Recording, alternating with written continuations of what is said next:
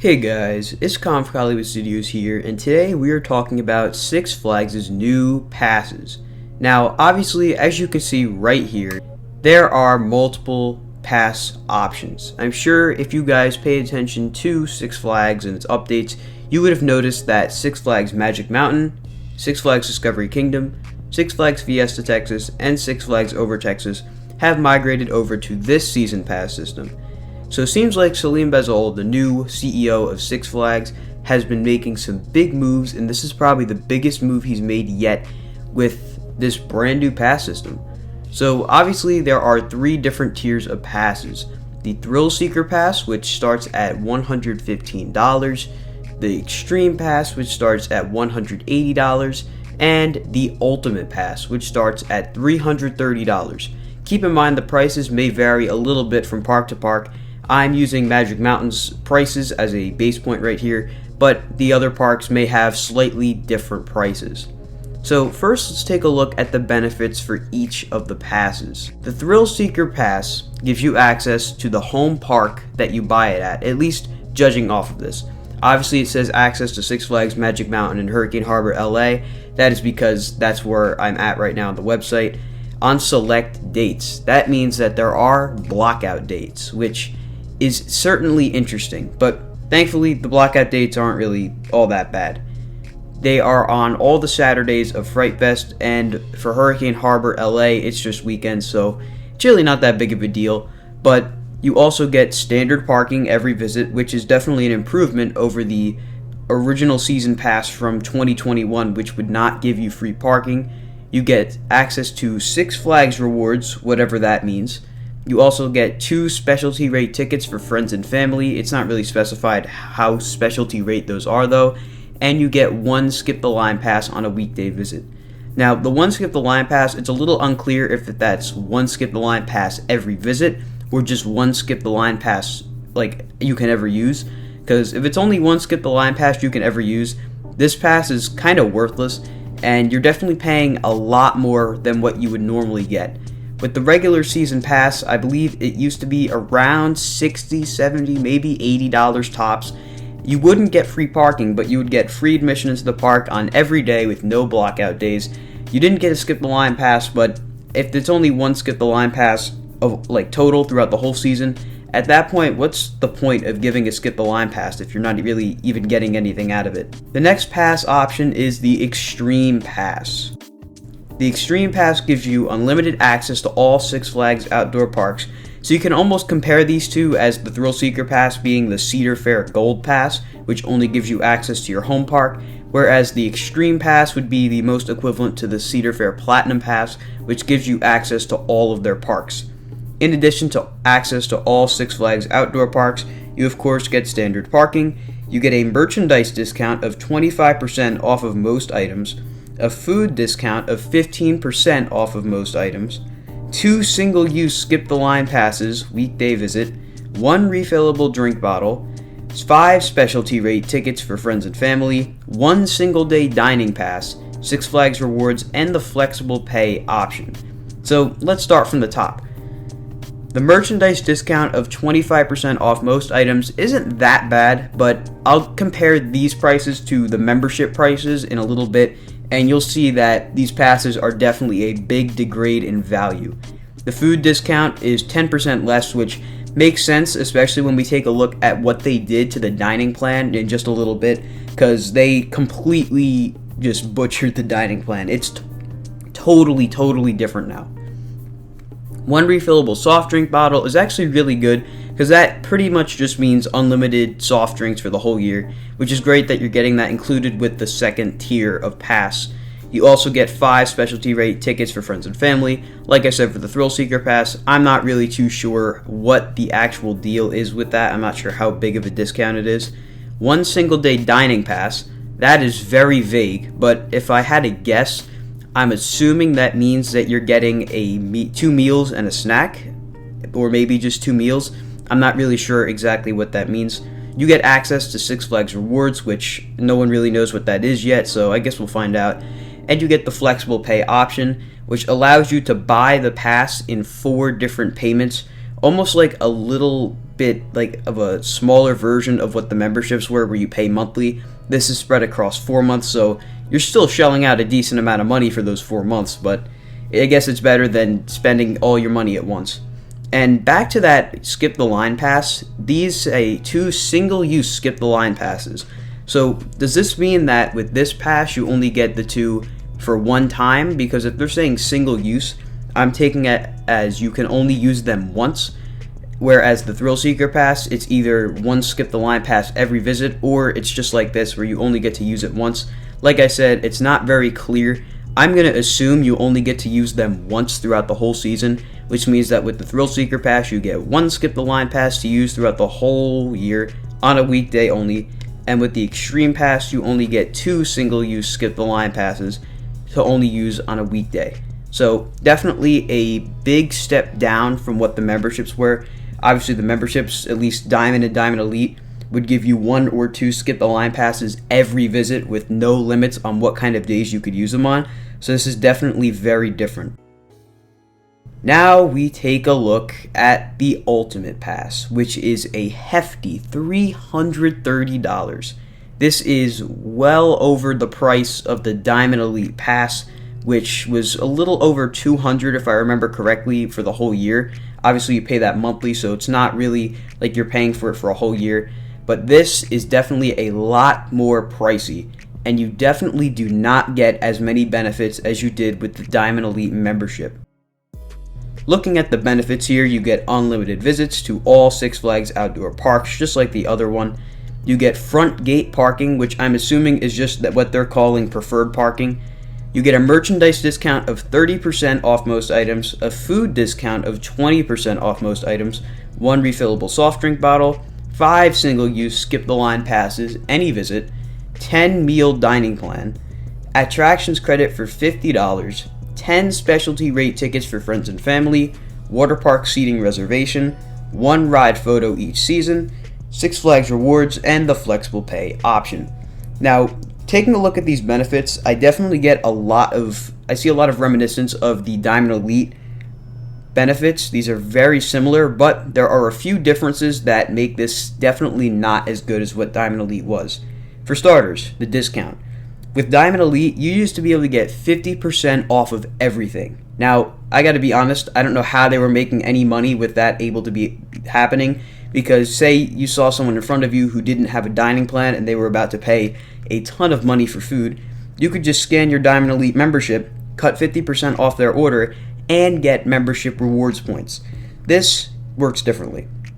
You can only get 30% off of merchandise items and only 20% off of food, which is a massive difference, which definitely makes the dining plan seem a lot more valuable, but again, we'll get to that in a second. Refillable soft drink bottle is just like the Extreme Pass, where you get to use it every visit, get unlimited soft drinks. At least that's kind of what it seems like, so good there. 5 single-use skip-the-line passes any visit. So this is pretty much just like the other skip-the-line passes, except you get 5 of them, and you don't just have to use them on a weekday. You can use them on a weekend, whenever you want, which is nice, but again, that's only 5 for the entire season. 10 meal dining plan. I'm going to talk more about that in a bit once we finish looking over all these benefits.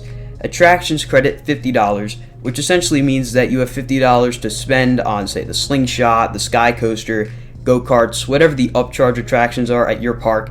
You can spend it on that. You get the specialty rate tickets, water park seating reservation, which is a benefit of Diamond Elite, 1 ride photo each season, which again I do believe is also a benefit of the Diamond Elite membership, and you get flexible pay option and Six Flags rewards. Like I said before, flexible pay is spread across 4 months, so like I said in the first one, you're spending a lot of money 4 months. This one you're spending even more money for 4 months. So obviously you're not just getting the pass for 4 months, it's splitting that big $330 payment across 4 months. Similar to the membership, just not over the course of every month, just 4 months. So overall, these passes are definitely not the same as the memberships. Taking a look at the actual benefits here, you can see their comparisons. The Thrill Seeker Pass is definitely what most people would wind up getting, as it's the lowest tier and it just gives you the access to the park that you go to most, which in this case is Six Flags Magic Mountain on this website. And you really do not get that much with this pass, especially considering the fact that it's $115, which is way more than what the original season pass was before these changes. So it's definitely a lot more money, and you're not really getting the exact same things. Extreme Pass is probably what most people would wind up going for, at least people like us that are coaster enthusiasts that go to all the parks. You get decent enough benefits that make it somewhat worth it, but again, you're paying $180, which is not far off from what you'd be paying from a Diamond or Diamond Elite membership, and these rewards and benefits are definitely nowhere near what we got as Diamond and Diamond Elite memberships. The Ultimate Pass, if you ask me personally, I think it's way too expensive, and honestly, they should really just cut the Ultimate Pass out of the equation, but who knows what they're going to do. Obviously, we don't really have any concrete answers right now, but this is what the Ultimate Pass looks like. I already went over all these benefits before. Now we're going to take a look at the dining, which, oh boy, it is really something. So, looks like there is the dining pass here, as you all know. And right here we have the 4-meal dining plan. What is the 4-meal dining plan? Well, basically, you only get 4 entrees or 4 meals every time you go. And it's not even every time you go.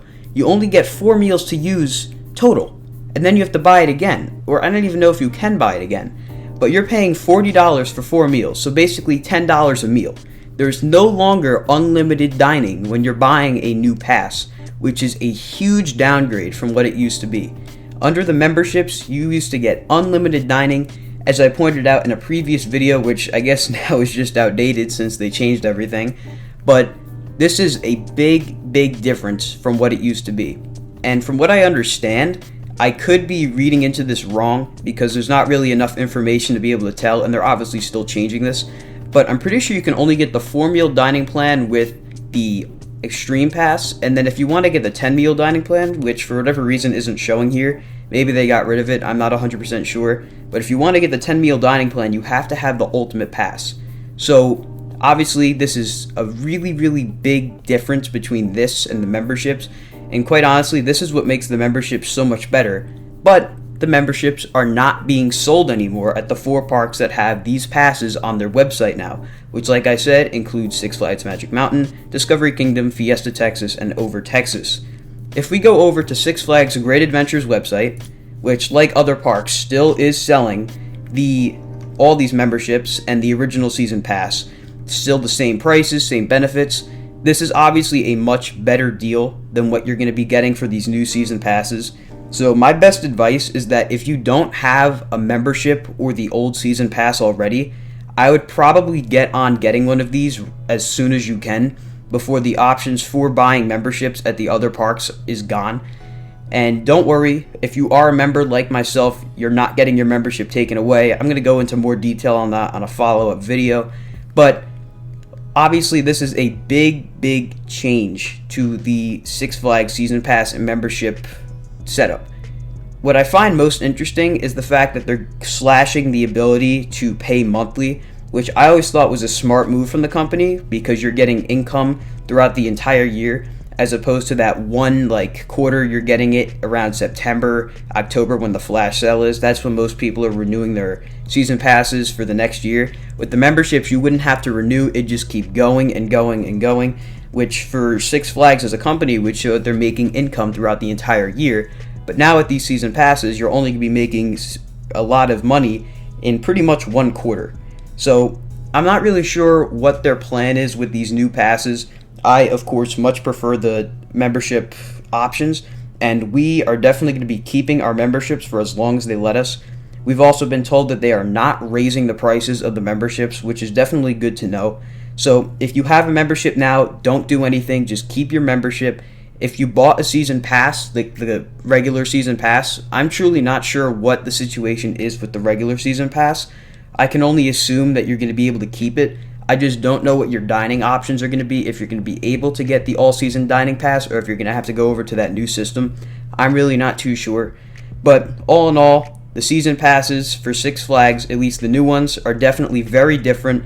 And as outlined in this screenshot right here, they are definitely trying to move towards a different pass system. My dad and I went on a live chat with the Six Flags headquarters or support team, whatever you really want to call them. But Carlo was very helpful. We were just asking a few questions about the new system, and essentially they're trying to migrate down to 2 passes, which is definitely the most convenient, smart way to do memberships or passes. Cedar Fair definitely has the best system, if you ask me.